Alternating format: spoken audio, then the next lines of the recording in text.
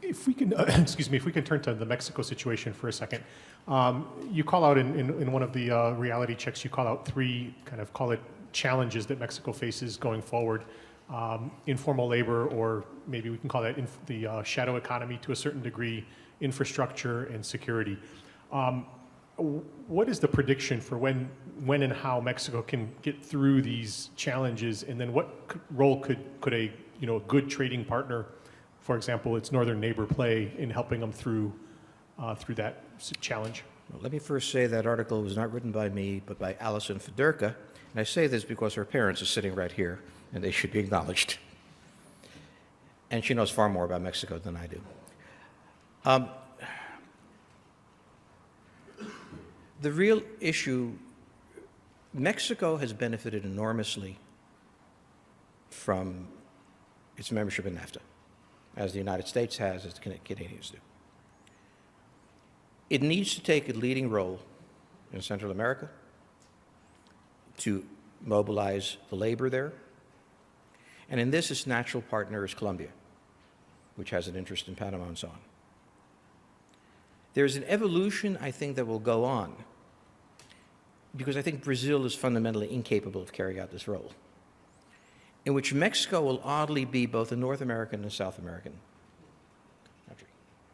And in doing that, it will become an investment center in what I think will be one of the fastest growing regions in the world.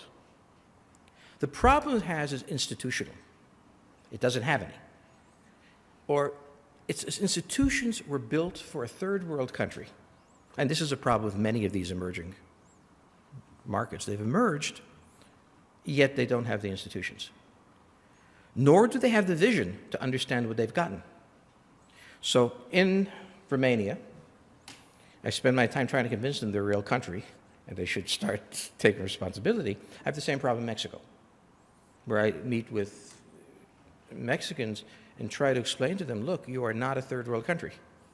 You have characteristics of it, but you are potentially the leading power in the Latin world. And they giggle and laugh and make faces at me because they don't take themselves seriously. And one of the biggest problems in the world at this moment is a whole new tier of countries are emerging with the old ones in chaos, and they don't believe in themselves. They don't believe it's happening. They don't believe they are who they are. And this is what I mean. I can talk to them until I'm blue in the face. It's not going to help.